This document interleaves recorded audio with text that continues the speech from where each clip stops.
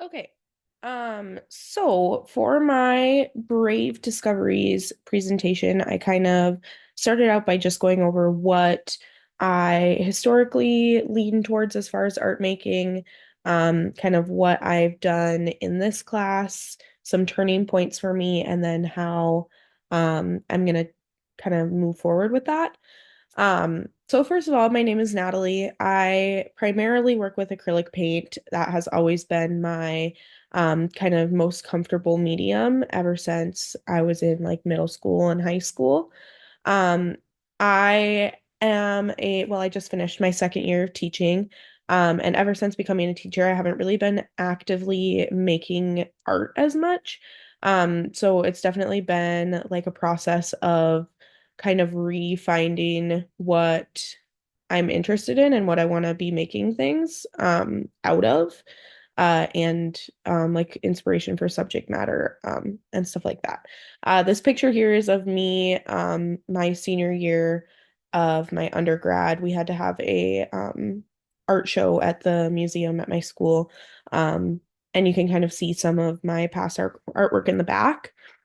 Um, I do also have a few of my favorite pieces from that show, particularly on this slideshow, just to kind of like show the kind of style that I normally follow.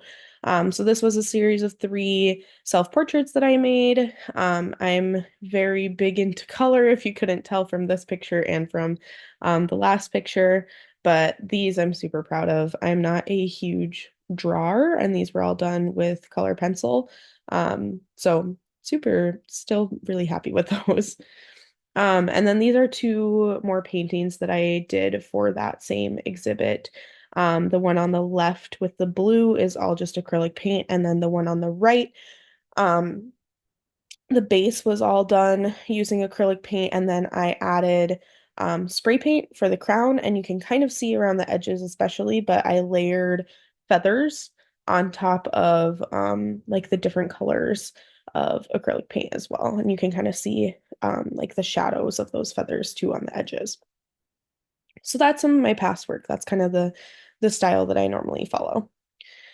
Um, as far as the outcomes from this class, I included some of my favorites of the different iterations that we made. I definitely started off just like sticking with what I know and leaning more towards color and 2D. I realized after our second iteration week that I had been making everything on paper. So even though I was using different mediums like acrylic paint and a lino cut and watercolor and markers and like a whole bunch of different stuff, it was all made using paper. Here's a couple more of those examples. And then for week three, I really had to kind of step it up because I realized that I needed to be experimenting with like the different mediums as far as like what I was actually making the artwork on or out of. Um, so yeah, this was kind of like how I started out. And then when I kind of hit that turning point, I really had to like step outside of my comfort zone. It was the week that we had to do that third iteration was my last week of school. Which actually worked out really well because I was able to kind of just like look through my classroom and find a random bin of buttons that I had or whatever other materials that were just kind of like laying around. Um, so I ended up kind of experimenting just with like what was on hand in my classroom, which was kind of cool. I did really end up, let me go back to it. I really ended up being inspired by this artwork on the left made out of the buttons. The photo doesn't show it super well, but there's like six different layers of buttons that were kind of stacked on top of each other. So if you looked at it from the side, like if you turned it, it kind of looked like sort of like a topographic map, which really inspired me for this like final discoveries project that we're doing.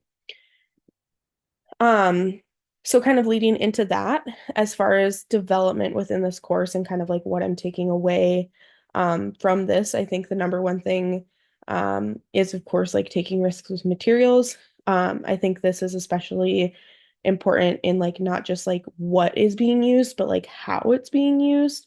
So like um not just like, oh, like I'm using this thing to paint onto um to this flat surface, but like how are you using the different um materials. And then I think another big thing is for me personally, I've been kind of trying to combine what I know with what I don't. With taking those risks with materials, it's still nice to kind of like have something that you're comfortable with. So in my final discoveries project, I'm planning on kind of making a three-dimensional sort of cardboard um like map of sorts that's kind of inspired or well heavily inspired by that button project that I just was talking about. But then I'm also going to be painting that with acrylic paint to kind of like draw in that comfort, I guess.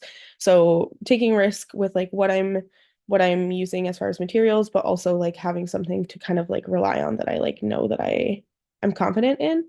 Um, so I have some pictures of my scratch space or my sketchbook page for that final project, but you can kind of see how I'm planning on having like the different layers for the different elements of the course. I also would love to use some acrylic, or not acrylic, some air dry clay for things like these little people over on the edges. I had a lot of my iterations where I had like little dots that kind of were supposed to be representative of like the spectators at like a golf course. So I kind of want that to just kind of like hang out on the edge as like a little ball of clay or like multiple little balls of clay. And then same thing with like the little like flag and the hole up here. I think that would be really cool to kind of add in that additional material that I'm less comfortable with as well. But yeah, that's kind of my plan for this final project and also kind of how I got there throughout the duration of this course. Um, yeah, so that's me. That's my artwork.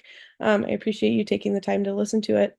Um, yeah, I'm excited to finish this project and finish this class.